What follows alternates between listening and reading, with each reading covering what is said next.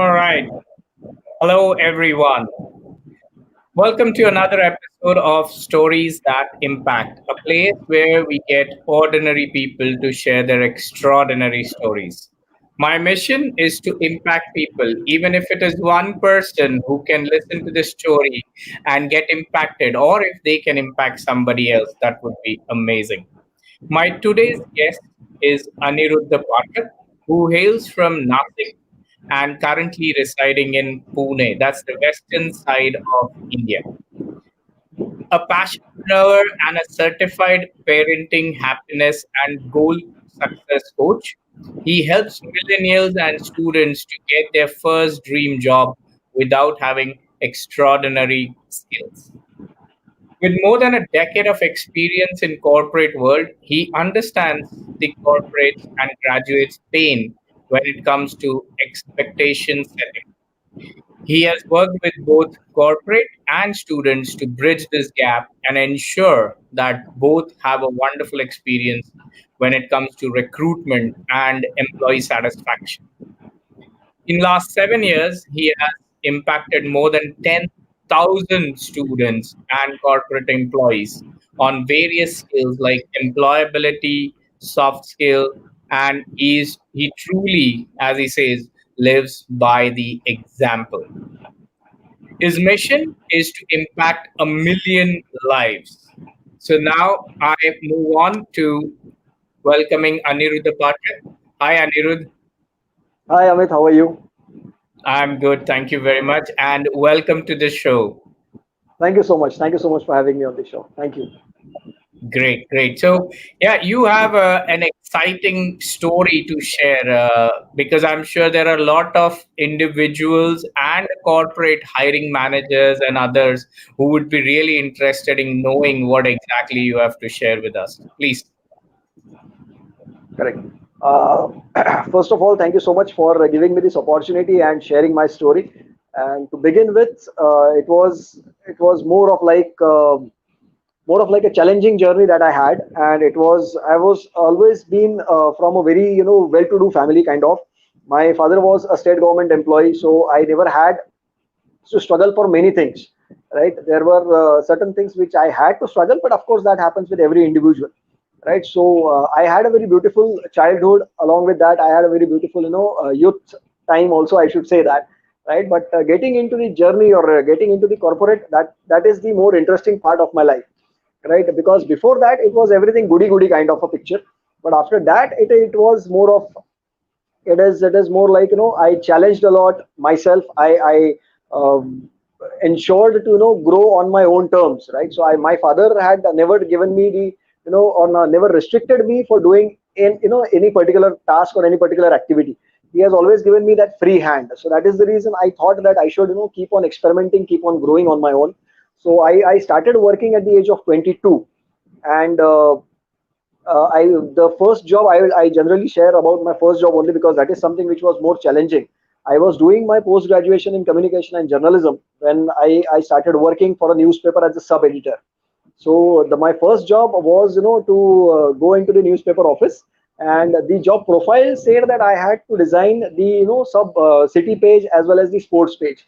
So identifying photographs, identifying the news, putting them onto the page, how the page will look, the designing of complete page was my responsibility at that time. But initial 6 months of that particular job, I was asked to sit along with a printer. There, now I don't know what is the scenario in newspaper offices, but initially it was like there used to be a printer out of which every minute there used to, we used to get news from all across the world. And my job was to identify the news, tear it from the printer page, give it to my senior sub editor, and that was the job I used to do. So that profile I was having, and the profile that my father was having. So many times this happens with freshers, that my father is something, and I have done my MBA I am, or engineer I am, or I have done my MS and that kind of, and I am not supposed to do this kind of job. So why I'm sharing that is, your first job is always going to put you into a situation where you will be challenged by many things. Your consistency will be tested, right? Your dedication towards your work will be tested, and at the same time you will be tested with reference to your sincerity as well, right? So your first job is going to be the challenging situation, the job wherein you have to prove your mettle on all parameters, right? So that is something which I understood out of my first job. And when I moved out of that job, almost 1 year I worked with them, but their focus was more on earning money rather than being onto the stable side. So that is something which I learned out of my own experience as well, because during my those days there was nobody to tell me that first 4 years or 5 years I should focus more on gaining knowledge, developing myself as an individual rather than focusing on to money, rather earning money. So I never thought on that part. So I made that mistake. I was looking out for better opportunities, and after struggling for almost 1.5 year, I got to work with Jet Airways. So that is the actual time. It was 2005 or 2004, if I'm not wrong. Right, that was the time when I actually started my corporate journey, and that is where I was working with the reservations department of Jet Airways. I was working with the backend office. I climbed up the ladder in Jet Airways also, 2.5 years I worked there, and I was taking care of the reservations part. For the initially I was in the domestic department, then I got promoted and shifted to international department. Then I got an opportunity to train some of my new joinees also. So that's how training got introduced to me, or rather I got introduced to training. So that is something which happened on the corporate journey part. And later on, my major part of my corporate journey was more associated with the telecom industry. So I have worked with Reliance Communication and I have worked with Vodafone, twice with Reliance and twice with Vodafone. So it was like, again, more of an interactive kind of a journey wherein I got a more opportunity to explore myself as an individual. Again, I was not having any kind of a godfather who will help me to grow on that part.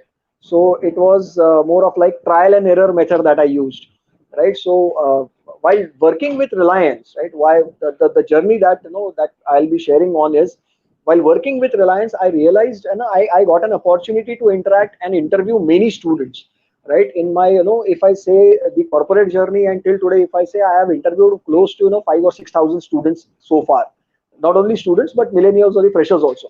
So 5 or 6 thousand students, when I interviewed them and when I identified, what are the reasons that students are not finding the perfect fit, or why the organizations are not finding the perfect fit or the profile that they are looking out for. So I identified that there is a huge gap, right, between the expectations of the students from the organizations and the expectations of organizations from the students. So there was a huge gap between them. And generally what happens is, if a student is coming out of his MBA or coming out of his graduation or post graduation, they have a certain kind of a mindset that now I am an MBA, so I'll directly get a profile of a manager, wherein I'll have a team of 30 40 people probably, or 3 or 4 people at least, who will be reporting into me, and they'll be calling me as boss or sir or kind of that, right? So that expectation was very much there in the freshers that I interviewed also. So that is something which was making me very restless, because we were looking out for good fit and we were looking out for good people, but we were not able to identify those kind of people. So that is something which was pulling us back. And I was getting very frustrated. So one fine day I went back home, and I was sitting just like that, and my dad called me, and he said, why you are sounding so low? So I generally interact with my father a lot, with my parents a lot. So I told them that I have identified that there is a huge gap between the expectations of the organizations and the students, and I don't know, if somebody should do something. The organizations are expecting so much, the students are expecting so much, then there is a gap. People should do something. This might have happened a couple of times, right? My frustration was there, and I had might have interacted this or shared this with my parents quite frequently. So after 3 or 4 attempts probably, my father realized, and he said that I have been listening to you for almost 3 or 4 times now, and every time you said that somebody else should do something, right? So that was the moment when he asked me the question that why you are expecting somebody else to do something, why can't you do something for that?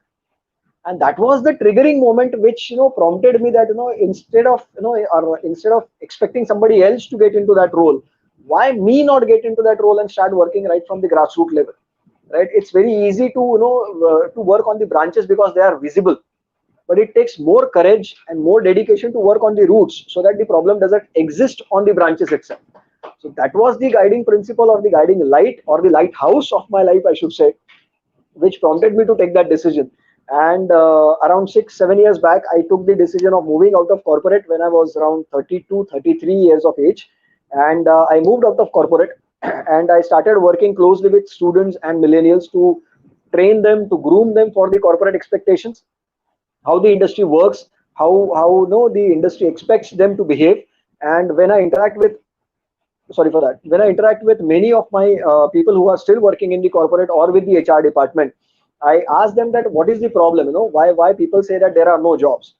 But the surprising factor which I got to know from my couple of friends is there is no scarcity of job. The scarcity is of good people. We don't find good fit into the organization, and that is the reason people say that there is no availability of the job, or that is, the bridge is not getting, filled. The gap is not getting filled. So that is where I thought that this is particularly my niche wherein I should start working on, and that is how I'm trying to impact and work with millennials and students to find their first job without focusing on to the extraordinary skills that they think of. Wow. Wow.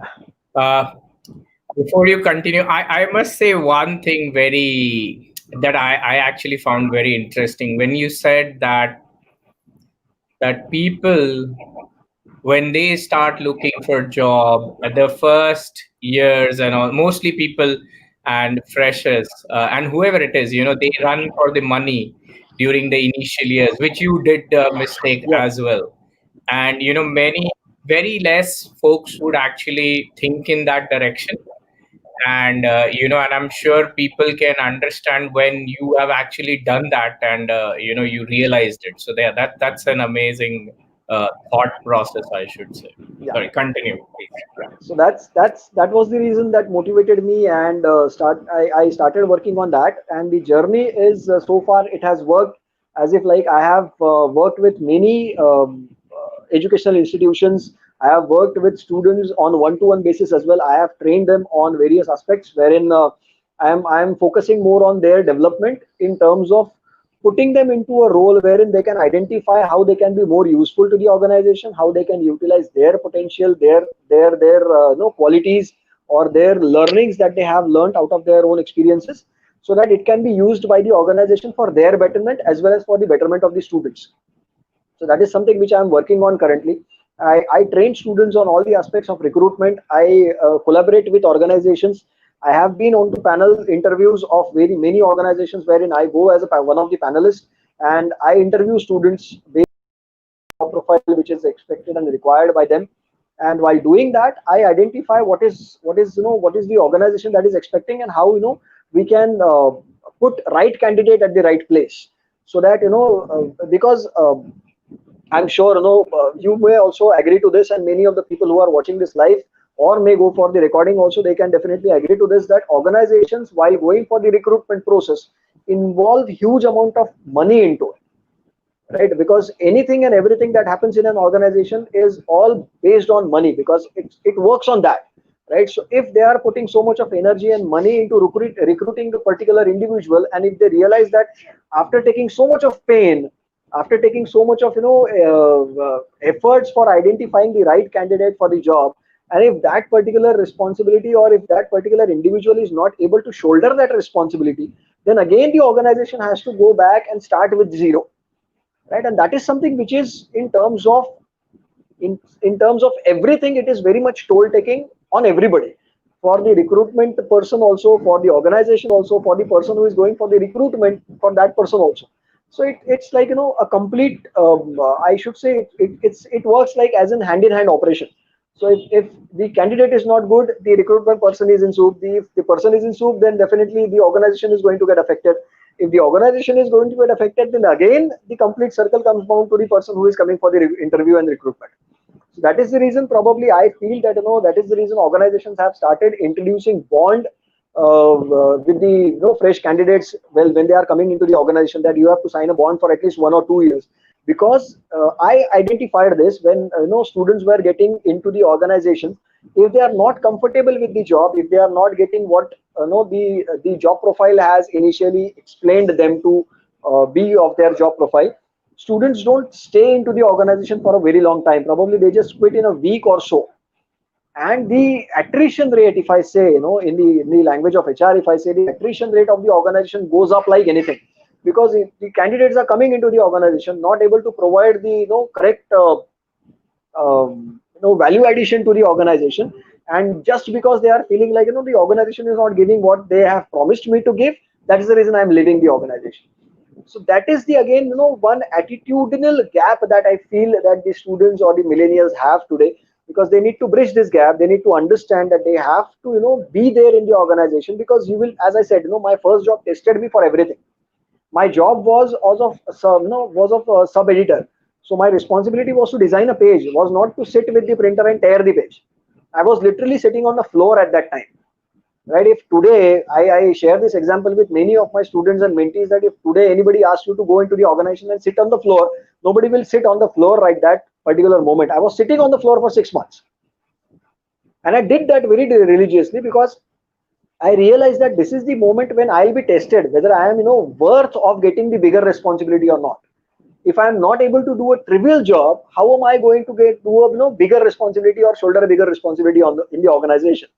Right? So that's the probable way of organizations to identify the candidate as well, right? And nowadays, many organizations have a culture wherein every employee has to prepare tea or a coffee for the complete team, and they have to serve it, right? Just to put them into the role, so that everybody can understand, you have to take that responsibility of every individual.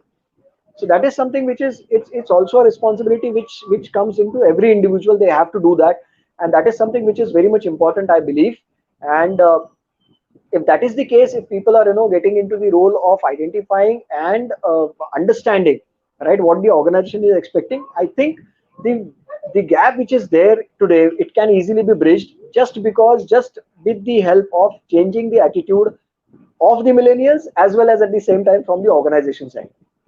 True, true. No, I agree with you on many things, because you're absolutely right in a way that there is a lot of money spent from the Yeah, organization perspective, and correct. yeah, a work is a work, and yeah, people need to learn. And just a moment, so two things has happened. One, there was a slight glitch in my system, so I apologize for that if anybody felt It's it. okay. And I just wanted to say hi to our friends who are on Facebook. Hi Prabhu, hi Abhijit Farne, Archana, Ram Babu, and Alok Joshi.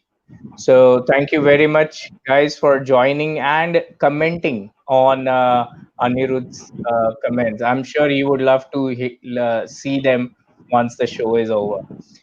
Sure. So yeah, go ahead, Anirudh.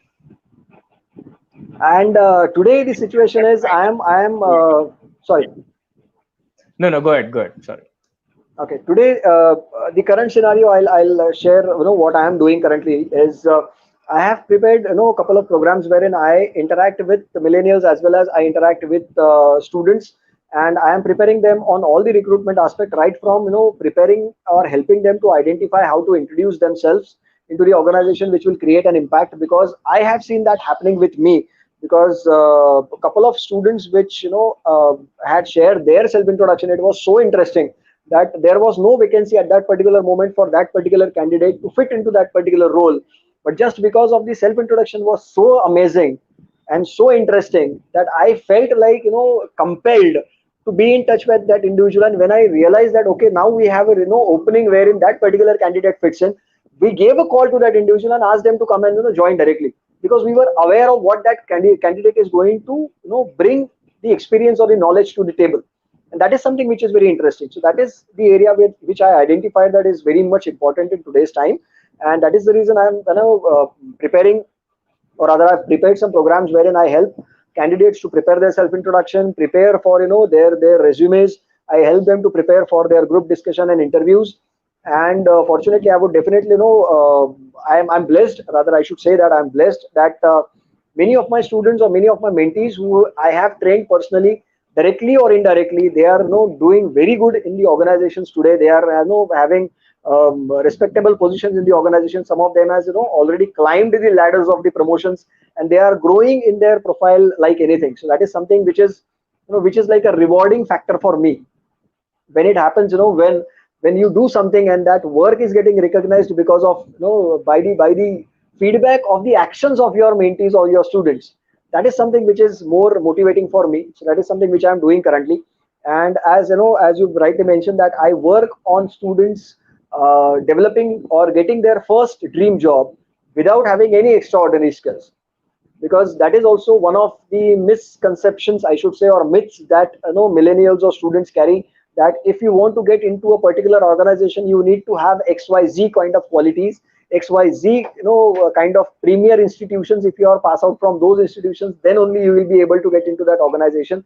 So that is some kind of myth probably they generally carry, because if that is true, then today I should not be the individual who should be interviewed ever, because I was always from a C class city, always from a C or B grade, B grade institutions, never ever achieved 60% and more from any of my examinations. I was absolutely an average candidate all across, ever, always been. Right. So if that is the scenario, if I can make it, that is something which I generally share with my students also. If I can do it, right, then I 100% believe, and I'm 100% sure that any individual can do it. Then any individual can definitely do it. And that is something which is very important. It is. It is certainly. No, I think the key is, like you mentioned, it is one thing I would just mention is that yes, it is very nice when you see your students growing and Correct. living what you have taught. And of course, the amazing part is 10,000 people, right? That's a Yeah. lot of people. So Yes. it's amazing. I am not going to repeat what you said because I'm going to let your statements be the cachet in the system. And just a quick Yes. thing, and Santosh has said hi. Alok Joshi just mentioned so much to learn from this amazing personality, and there are many more comments uh, Thank you. as well. So Thank you. it's really wonderful. Now, as a way of my show, I would like to ask you one question before Yeah. we finish the session. Is that one advice that you would like to give to all the listeners that we have? Okay. Okay. I would not call it as an advice. I should not say that, because I'm still on the learning mode. So I would not call it as an advice, but I will definitely say that what I've learned out of my own experience and mistakes that I've committed.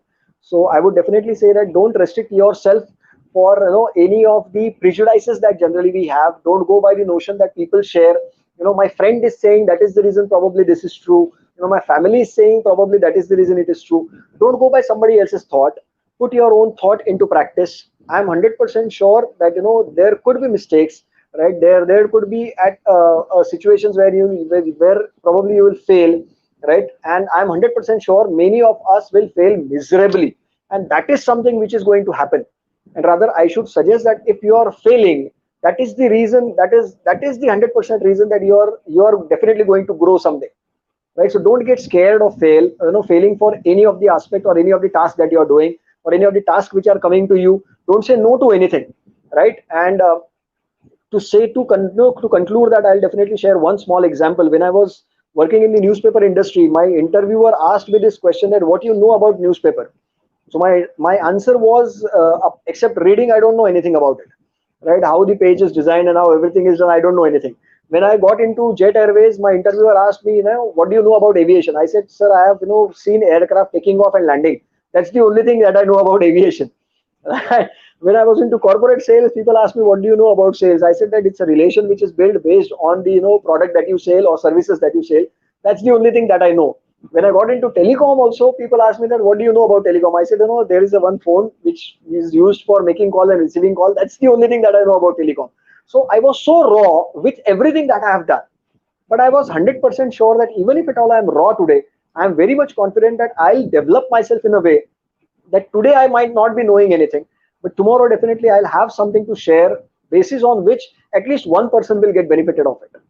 So that is the attitude that I have kept with me. I have learned this attitude by committing mistakes, right? And I've committed 100 mistakes in my life, and I'm 100% sure that there is a movie called The Pursuit of Happiness, starred by Will Smith, and in that there is an interview scene which says that the interviewer asked him, right, you have been always in a jacket and all, right? So the interview is stopped by Will Smith, and he said that if you ask me a question, if I don't know the answer, I am so genuine that I'll tell you that I don't know the answer, but I'll ensure and I'll fix that.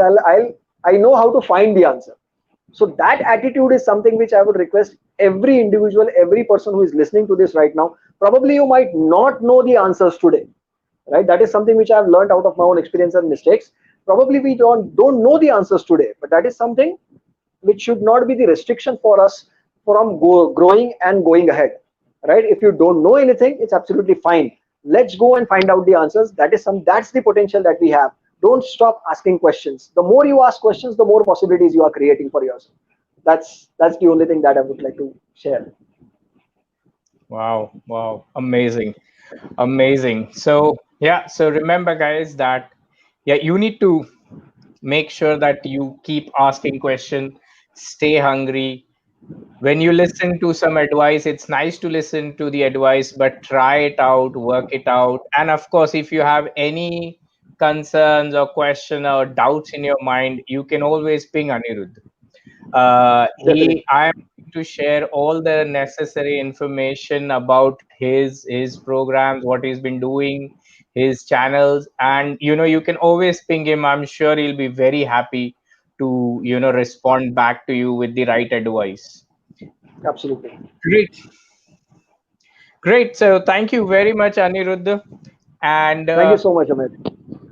thanks. Before we end the show, if you like this show, please do comment, do go on to the YouTube channel, subscribe so that you don't miss more exciting real life stories of ordinary people around you and you can impact. If you feel you have a story, do share with me. Ping me, put it on comment. I'll get back to you. We can work out a time. It doesn't matter which part of the country you are in. So just ping me and I'll connect with you guys. And thank you very much for staying on the show and liking it. And thank you once again, Anirudh, for giving me the opportunity to share your wonderful story with the world. Thank you so much. Thank you so much for giving me the opportunity. Thank you. Thank you. I'm honored. Thank you. Thank you. Have a wonderful day. And thanks, everyone. Bye bye. Thank you, everyone. Thank you.